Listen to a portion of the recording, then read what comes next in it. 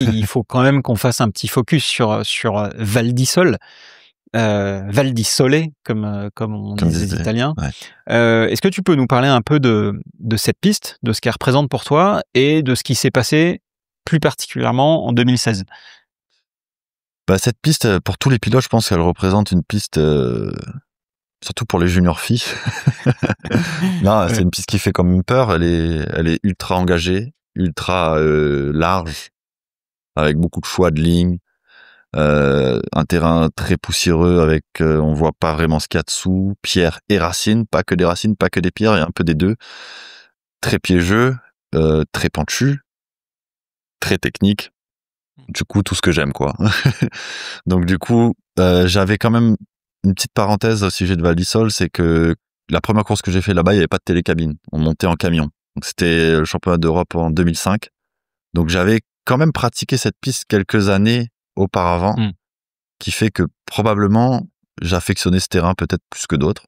Alors, je cherche des excuses pour me dire que j'aimais bien la Val di Sole, mais pour ma défense, j'avais commencé en 2005 où je m'étais vraiment réellement blessé fortement à Val di Sole, alors que j'adorais la piste, mais malheureusement c'est des choses qui arrivent. Donc, je me suis pété les vertèbres, je suis resté 3 semaines allongé, la saison était terminée, etc., etc.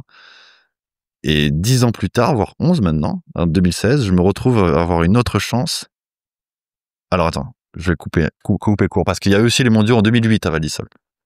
Donc en 2008, j'étais chez Fabien, je performais de fou, mais je me suis fait une entorse à l'entraînement, et j'avais fait 3e du test event à Val di Sole, donc j'étais vraiment on fire pour une fois viser réellement un podium. J'avais ça en tête, mais je m'étais blessé.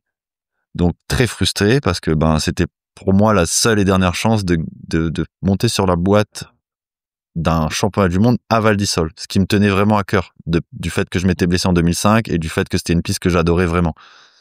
Donc je suis passé à côté de ça. Puis en 2015, j'apprends que les mondiaux en 2016 seront à Val di Sole, et là je me dis, il y a une autre chance. Donc là, on a vraiment construit sur ça. C'est-à-dire que moi, l'objectif de 2016, c'était de développer un maximum les suspensions avec Suntour, avec lesquelles on était à l'époque, pour performer à Val di Sole. C'était mon seul objectif. Comment t'as fait ça? J'ai déménagé, je suis allé habiter à Chambéry, j'habitais à côté de chez Suntour, et c'est devenu tout de suite plus facile. Bien sûr. Et j'ai rencontré des gens chez Suntour qui ont été très impliqués dans le truc aussi. Sûrement Stéphane Guillaume. Stéphane Guillaume, bien sûr, que tu connais bien. Qu'on a entendu dans un Jérôme de Richebourg aussi, qui venait sur les courses en service course. Donc, du coup, on avait le service course, on pouvait faire un peu ce qu'on voulait. Et puis, même Jérôme, que je connaissais de Chambéry, on allait de notre côté aussi faire un peu des tests au Sept-Lots, machin et tout, pour pouvoir développer cette cartouche, pour avoir un maximum de support à Val di Sole, pour pouvoir envoyer du lourd, quoi. Donc, on a vraiment quand même travaillé sur un long processus pour Val di Sole.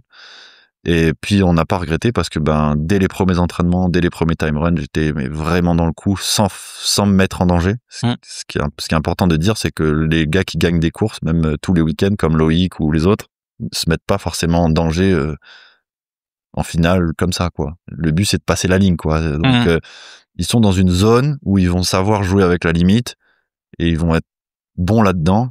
Et c'est ça qui va faire une énorme différence, quoi. Et là, ce week-end-là, j'étais là-dessus, mais 100%, quoi. Et tout s'est bien déroulé, jusqu'à même le dernier moment, parce que j'étais encore sur le hot seat, 3e, et il restait quand même Aaron Gwin, qui à l'époque, on savait qu'il pouvait tuer la course en un run, quoi. Et puis Aaron Gwin a cassé sa roue arrière, et c'était dommage pour lui, et tant mieux pour moi, et voilà, c'est arrivé, quoi. Donc, comme on dit, c'est la course, et ça aurait pu être moi qui casse la roue arrière, donc c'est comme ça. C'est comme ça, et puis il n'était pas encore en bas, c'est pas dit qu'il allait être devant, etc., etc. Et moi, quand il a cassé sa roue, j'ai le rideau qui est tombé devant moi, j'y croyais, j'avais du mal à y croire quand même, tu vois, c'était assez... j'ai pas compris, quoi. J'ai pas bien compris l'histoire.